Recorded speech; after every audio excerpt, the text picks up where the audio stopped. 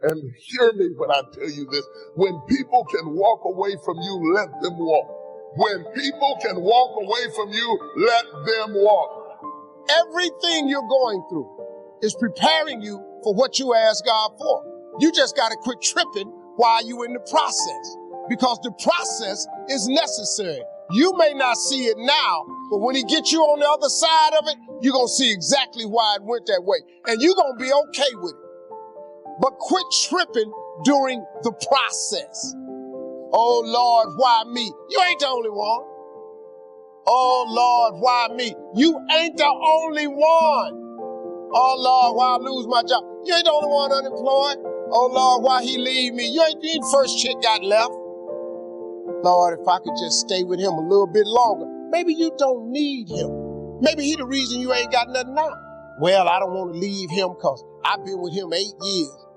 Well, hold up. Whoa. You want 8 more years of this? Let his monkey go. But now, God can't give you what you want because you want to hold on to what you got. You all in the way. Now you telling him how to bless you. You can't tell God how to bless you. It's a simple process. The only reason I'm telling you this, because this is how I made it. I just do me. I'm just being me. I stay uniquely who I am because you are okay just the way you are. Because God made you uniquely who you are. He wanted you to be just like you are. God uses people to help move us toward our destiny. But here's the key. You can't become so dependent on people that you're getting your worth and value out of how they treat you. It's easy to become addicted to compliments, addicted to encouragement, addicted to them cheering you on. Now you rely on them to keep you feeling good about yourself, to always be there to validate you, to make you feel approved. Like a drug, if they don't keep you fixed, meet all your expectations, you get discouraged, feel inferior, work overtime to try to win their approval. If you rely on people, you'll be disappointed.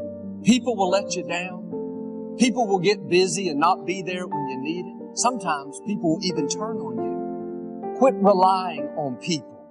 What they do or don't do doesn't determine your worth. What they give you or don't give you cannot stop your purpose. Quit waiting for people to approve you and start approving yourself. People may not encourage you. You can encourage yourself. People may not make you feel special. You can make yourself feel special. I know I'm crowned with favor. I'm one of a kind. I'm a masterpiece. You'll have better relationships if you'll start validating yourself. If you're always depending on somebody else, you'll become needy, a burden, waiting for other people to keep you fixed. Can I tell you, your friends, family members, they have enough problems of their own. They have enough issues that they're dealing with to not come home and have to work on you for 3 hours. That's not only hurting you, it's unfair to the people God put in your life. They're not responsible for your happiness. They're not responsible to keep you cheered up. Don't put that extra pressure on them. If you're basing that off of what people give you, then if they change their mind, if they stop doing it, you'll feel devalued. Well, Joel, my parents didn't raise me right. I didn't have a good childhood. My spouse never compliments me. My boss didn't give me the credit that I deserve. I say this respectfully.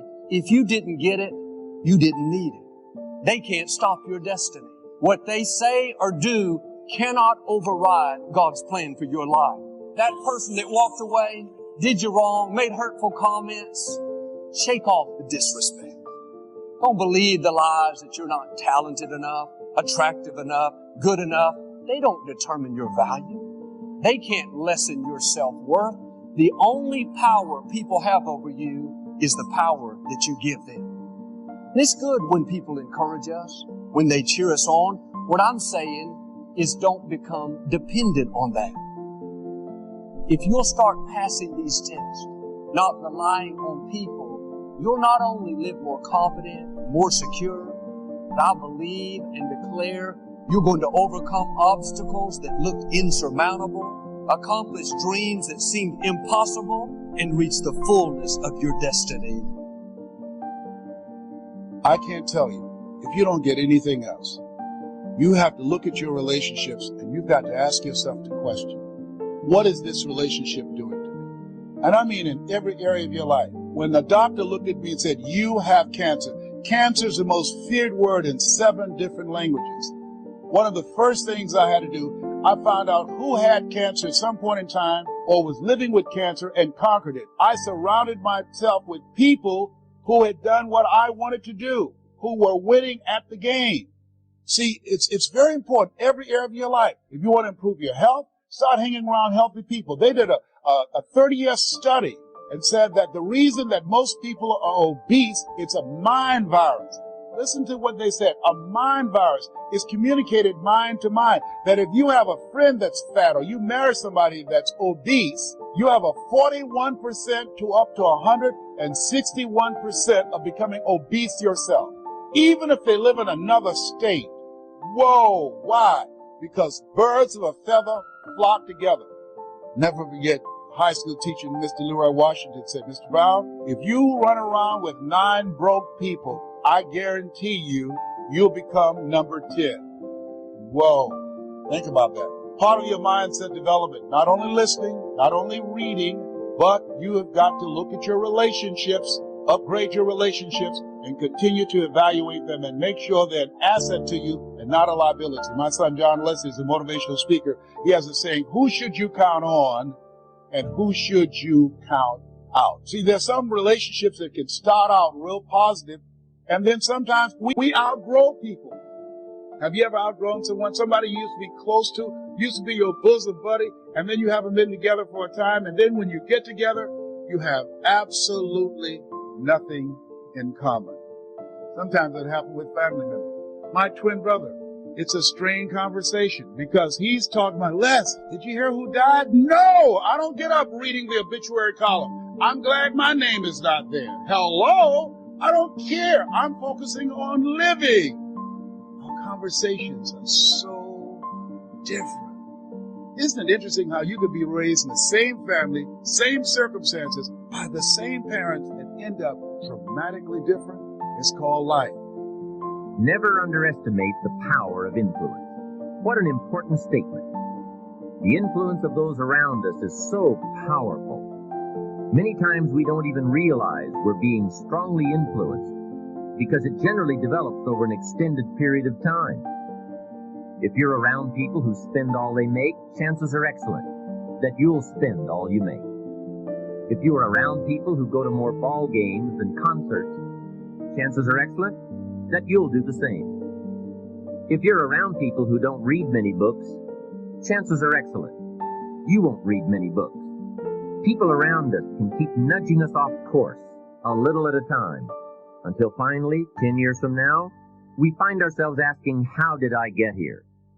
Those subtle influences need to be studied carefully if we really want our lives to turn out the way we've planned. Of course, you must be the judge. You must determine whether the situation and the people call for disassociation or limited association. But remember, if it isn't taking you where you want to be 5 years from now, 10 years from now is the time to fix it. Spending more time with the right people. People of substance and culture. People who understand philosophy and discipline. People of accomplishment and character. Many years ago, Mr. Schultz said to me, Mr. Rohn, if you truly wish to be successful, you've got to get around the right people. Keep asking the question, who can I get around? Who could I spend some time with who would have a positive influence on my life? Don't pick up your plan, especially your financial plan, from unsuccessful people. This is called association on purpose. Getting around the right people by expanding your circle of influence. Listen to me, man. You have a great life in front of you. But your great life is in front of you. It's not behind you. What you did back there ain't got nothing to do with what God got for you. What you did back there was learn the lessons to get you to where you are at this particular moment right here. But what God got for you, do you know, man, that you can actually mess your life completely up? You can jack it all the way up and you can turn around and get it right? Do you understand that?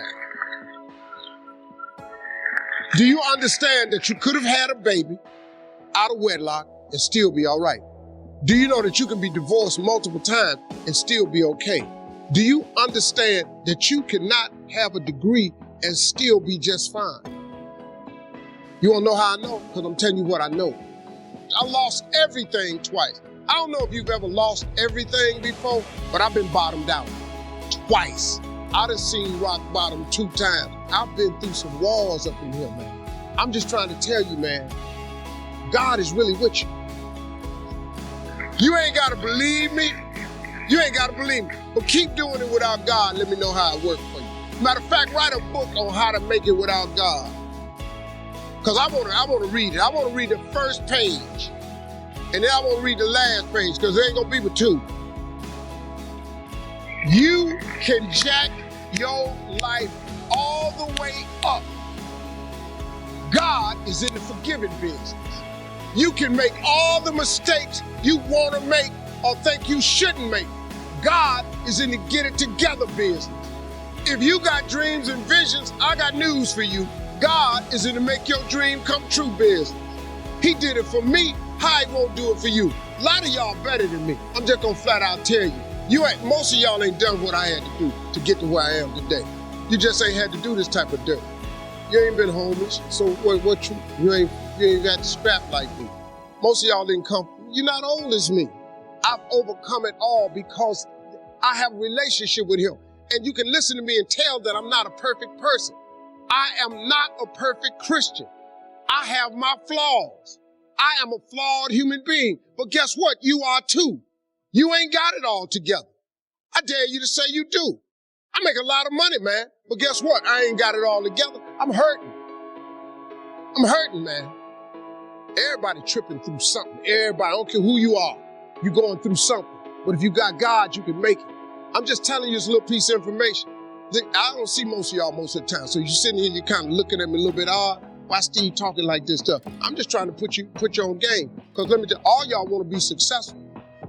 And you want to be happy, but you got to get there. It's a shortcut to getting there. The shortcut to getting there is the relationship with God. If you try it without it, you're going to fail miserably. You're going to sink, man. It's going to be ugly for you. Now, this is what you got to do. Identify your gift and get busy with it. God gave all of you a gift. Identify your gift. It is the thing that you do the absolute best with the least amount of effort. That's your gift. Get busy at that. If it's drawing, if it's teaching, if it's sharing, if it's caregiving, he put that gift inside of you. He didn't hide it under a rock or put it under the mountain or put it on the mountain somewhere. He put the gift in you. And you look at me any kind of way you want to. What I'm just telling you is real. That's how you become successful. Identify your God-given gift, what he gave you at birth. If you do that, God will open up the windows of heaven and pour out a blessing that you won't have room enough to receive. I am telling you, that is a fact.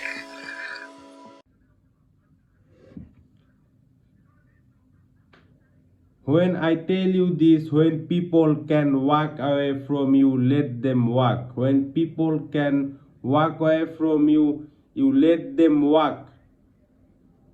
Everything you are going through, preparing you for what you ask God for, you just gotta quit tripping while you are in the process, because the process is necessary. You may not see it now, but when he gets you on the other side of it, you are gonna see exactly why it that the way, and you are gonna be okay with it. But quite tripping during the process, oh Lord, why me? You ain't not the only one. Oh Lord, why me? You ain't not the only one.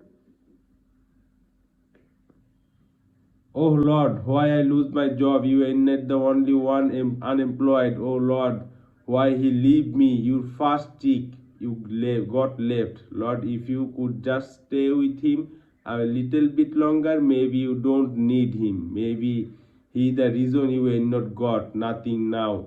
Well, I have been with him 8 years. Well, hold up. you want 8 more years of this? Let his monkey go. But now God can give you what you want. Cause you want to hold on to what you just got, you all in the way. Now you're telling him how to bless you. You cannot tell him how to bless you. It's a simple process. The only reason I am telling you this because this is how I made it. I just do me. I am just being me. I stay unquickly who I am because you are okay just the way you are. Because you God made you unequally who you are. He wanted you be just like you are. God uses people to help move us toward our destiny. But here's the key, you can't become so dependent on people that you are getting your worth and value out of how they treat you. It's easy to become addicted to compliments, addicted to encouragement, addicted to them cheering you on. Now you rely on them to keep you feeling good about yourself, to always be there good about yourself, to always be there to validate you, to make you feel approved like a drug. If they don't keep you fixed, meet all your expectations, you get discouraged, feel inferior, work overtime to try win their approval.